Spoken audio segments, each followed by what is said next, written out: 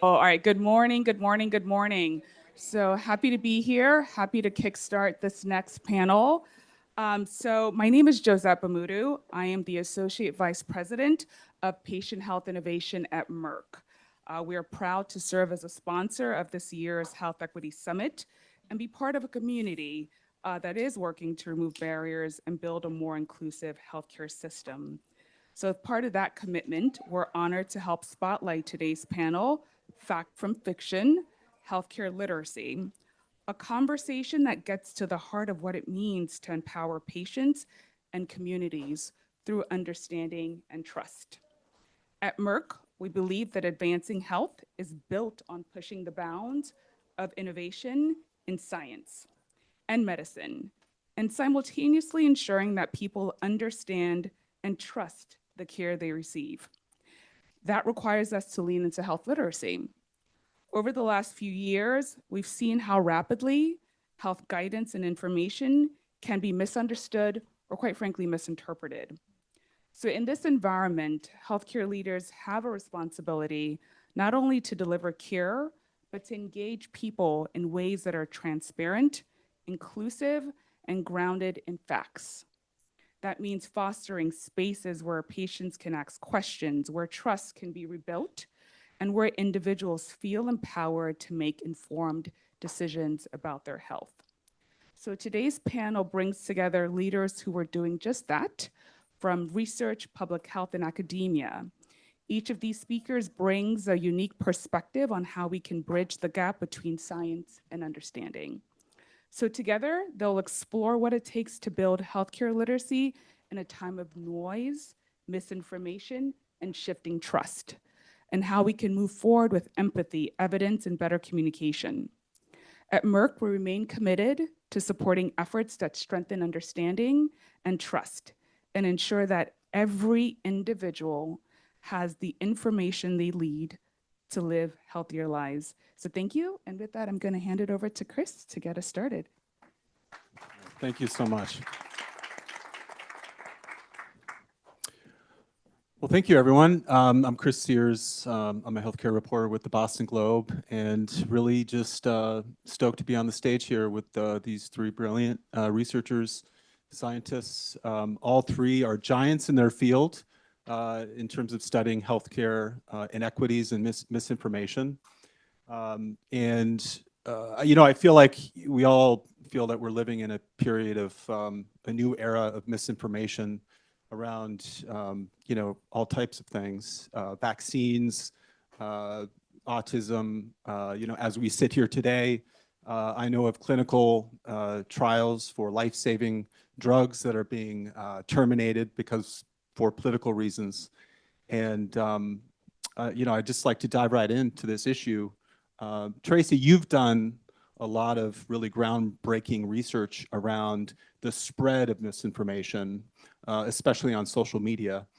And I wonder if you could just talk a bit about how do we get to this point? And maybe do you even agree that we're in a new era of misinformation? Well, I definitely think we're in a new era of misinformation. And first of all, thank you to Boston Globe and Sanofi and Merck for sponsoring this wonderful event. One of my earlier research, and I'm a very much an interdisciplinary researcher, professor at Boston College of Communication, as well as a director of trust and public health communication at the Center for Emerging Infectious Disease. And one of the early works I did during the pandemic was to identify vaccine misinformation by developing a machine learning tool that can detect vaccine misinformation in middle-income countries, so Brazil, Nigeria, and Indonesia, which are big countries.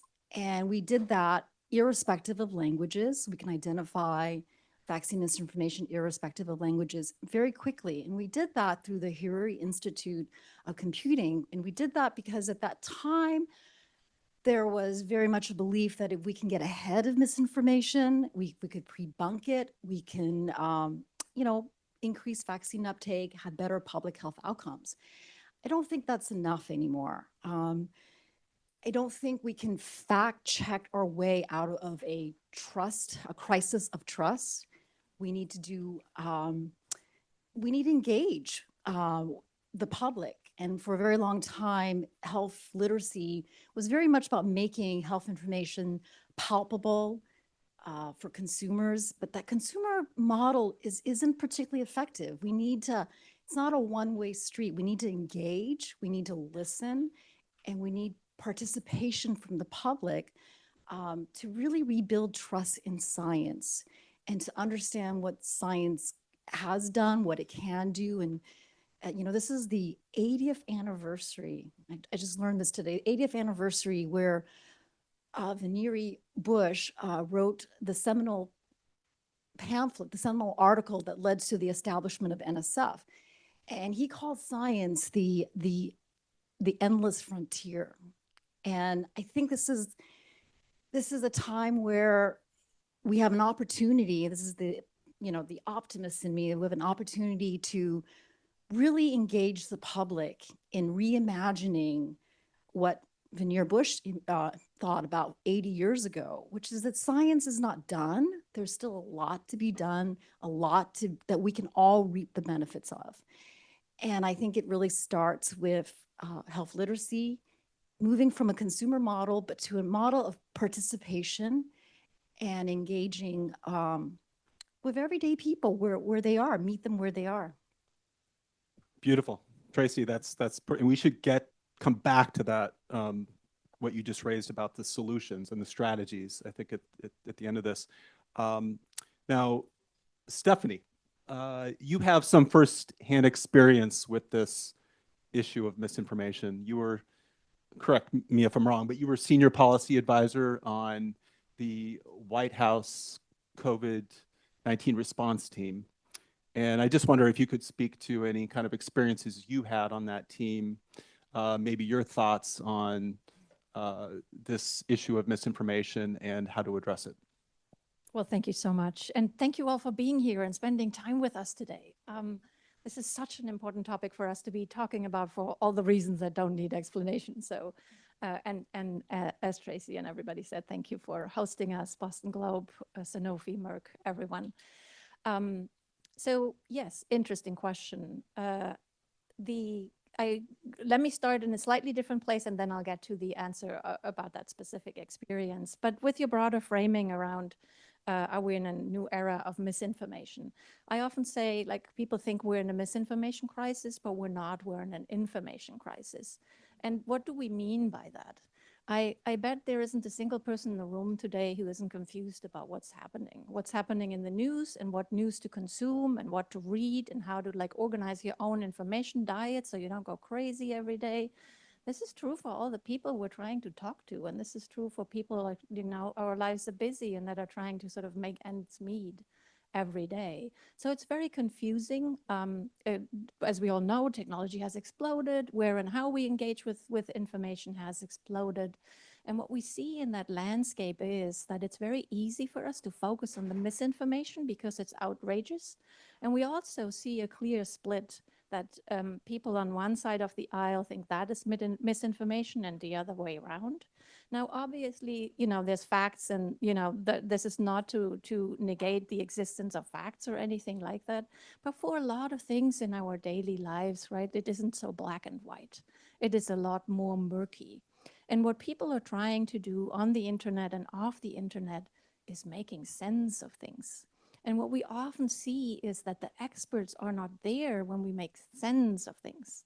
So we have this concept of, let's go for vaccine equity or vaccine information dissemination. And as Traci has said, that's a one-way street. And we think the expertise comes from the experts when people are the experts of their own lives. And that's something that we really need to ingest and understand, because a lot of the inequities that we are seeing are related to our systems that are not giving people the space to be the experts in their own lives and then empowering them from that point. And I wanted to take forward that one point that Traci made around who has the right to generate knowledge in our society and who doesn't, and how do we open up that box so that knowledge is co-generated. So when we think about science, right, we often say, well, but science is real and people need to understand the science. I think that's the wrong framework. We haven't really found good ways to have the science that comes from our labs be culturally authorized, and that we engage with our community, so it leads to that dialogue. So to answer the White House question then, that is exactly what we did not do when I was in the Biden White House. And it drove me crazy because our institutions at that time were so removed from the public. And what we're seeing right now is a White House that knows exactly how to do this. That's on all the social media channels and is engaging in all the possible ways. So I'll leave it at that for now. That's fascinating. I mean, that the experience that you had on that COVID response team, but it sounds like what you're saying is it's really about empowering people in cutting through this information by engaging with communities. I should have mentioned at the beginning that if anyone in the audience has any questions that you have, you can actually drop them in the chat function on live stream. Now, if you're here in person, you can scan the QR code and submit questions that way. So welcome all questions. Now, Margarita, you have done tremendous work studying the impact of healthcare disparities, specifically on disadvantaged and minority populations. And I wonder if you could speak to the real world impact of some of these issues we're talking about.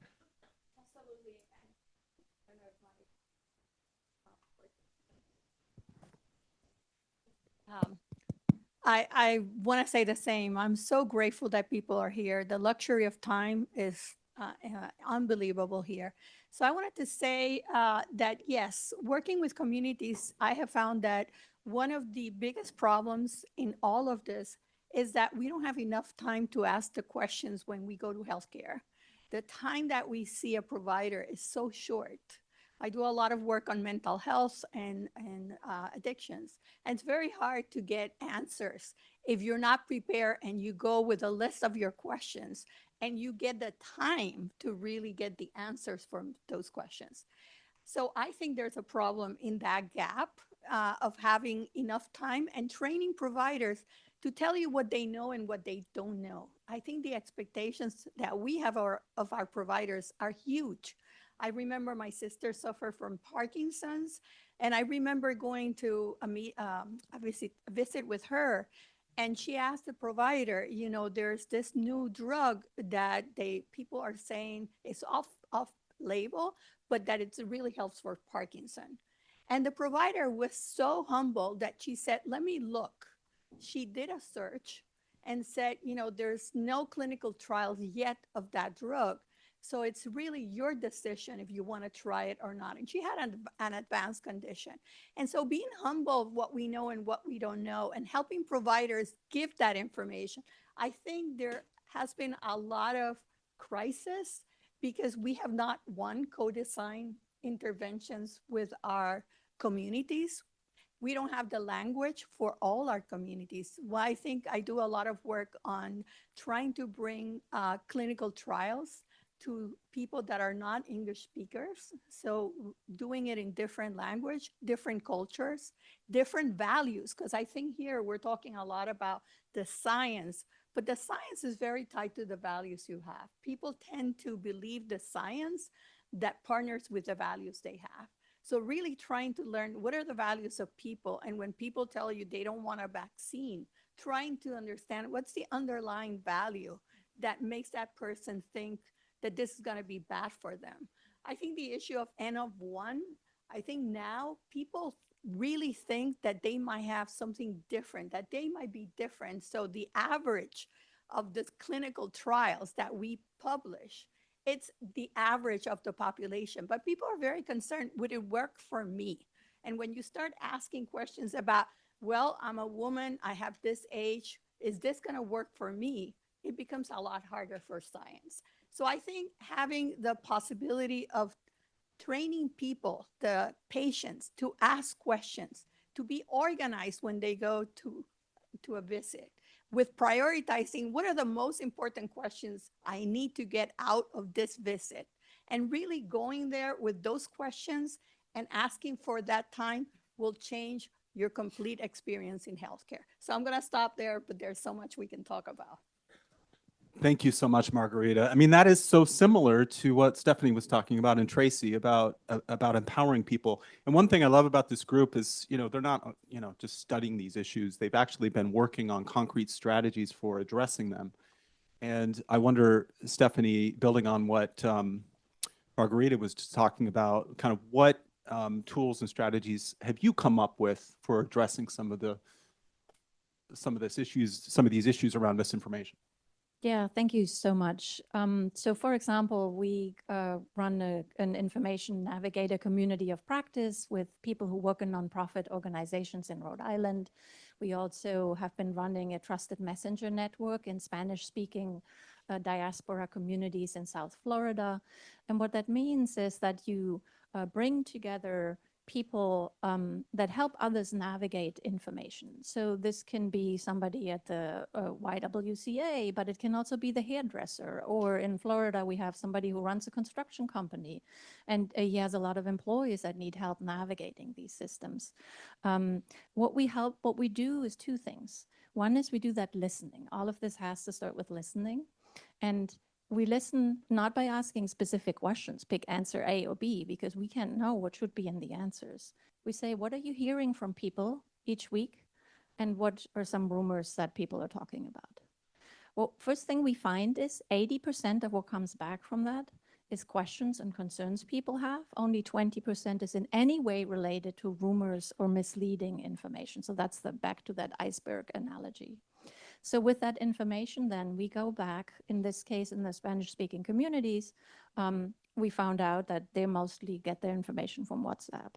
So then based on the kinds of questions and things that we're hearing, we develop these very short assets that explain different questions, like, does the vaccine cause autism? Or, do I need another vaccine? Like all the again, like people have a ton of questions and they're constantly seeking answers to these questions. But then the trusted messengers are the ones that are sharing their responses, and the responses are both like at a different literacy level from what a lot of the content has that is available. They're culturally like competent, and you learn all these things. It's like our partners, and again, this is not me, Stefanie, living in Boston, working at Brown, doing this. We do this with community partners on the ground, and they're like, no, don't put a UN link because nobody trusts the UN here. Right? You learn all these things about what these realities are of these ecosystems of trust, of these infrastructures of trust. And that's also when you see all those information inequities, because when our journalists research the questions that people have, it's often pretty hard to find a reliable answer that's not behind a paywall, that's at the right literacy level, and I can read the long list of these information inequities. So the solutions are being in the right places with the trusted messengers and co-creating the work. I was curious, do you and anyone up here can speak to this, but as you work to try to take these great ideas outside of academia and into the community with partners like the ones you talked about, Stefanie, do you ever face any resistance? Do you ever face any like active hostility? I agree so much with my brilliant panelists here today. And I think the number one resistance that we have is this term of misinformation. It's been weaponized, it's been politicized, and it shuts down dialogue. And we can't label our way out of a crisis of trust. And labeling something as misinformation is not going to get us there. So changing that conversation, and I think something Margarita said, which is in a study that I'm doing, is, misinformation is really about your beliefs, really, right? Your beliefs, whether you believe something to be true and to be credible. And there's a lot of research that suggests that those beliefs are tied to these macro level values. And we should all share the value of health, good health for everyone. That shouldn't be controversial. It shouldn't be political. It's just something that we all want for each other is good health. And so one of the works that I'm doing, one of the research I'm doing through SEED is doing value-based messaging to rebuild that trust in science and to also recognize, and I think this is one thing that we learned from COVID, particularly about vaccine and the lockdowns and all that, is that science facts that emerge from science is provisional. And that's a really hard concept for the general public to kind of grasp, which is what we know to be true today at this very moment may not be true next month or a year or whatever. It's just that during the pandemic, that cycle was very fast. And that was very hard and relates to what Stephanie said, which is just an inundation of information. And it's hard to parse out what is the fact at that moment. Yeah, I was also going to say, the resistance might also be family or peer driven. I work a lot in the area of, like I was saying, mental health, addictions, and disability. And sometimes it's not necessarily that you're against something that someone's telling you, but relationships are central in the concept of all of this. If your partner tells you, I don't think you need that, and keeps saying you that, I mean, you might believe it that you don't need it, and maybe decide, okay, I'm not going to go to mental health care because my partner, who's so important for me, tells me I don't need it. So relationships are central in this. We've seen family that has said, no, we need you to take care of the children. You can't be going to visits. We have seen family that resist because of their values in going to certain treatments. So I think it's very important. One of the things we did is a study on actually, it was training patients to ask questions and training providers to actually hear the questions. Because I think the other side of resistance actually comes from the medical profession, not from the patients themselves that they have, a standard of productivity, and they have to see all of these patients. And if not, it means that they have to go home and do their notes while instead of taking care of their children or doing their dining. So it really takes away. So there's a resistance that comes from the other side. So training providers to be able to listen and pay in is so important. Absolutely, and I'm glad you brought that up. There's been a lot of great work by the VA on that issue of how to train providers, just groundbreaking work. I did want to mention we've got a few actually really great questions from the audience, and I'm just going to, actually, Margarita, this might be good for you. Question is, how can healthcare providers and health systems leverage social media? I'm sorry, this is more for Traci, because you study social media. How can they leverage social media to answer questions and spread correct information to combat mis and disinformation?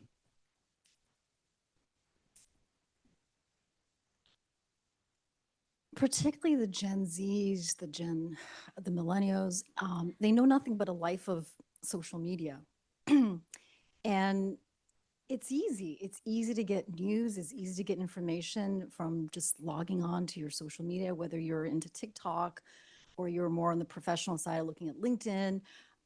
But I think a lot of the health organizations need to be very present there and not have a static sort of an account, but have a very engaging account. And there are lots of different ways. And I think one of the best ways I learn how to engage with social media, it's through my students.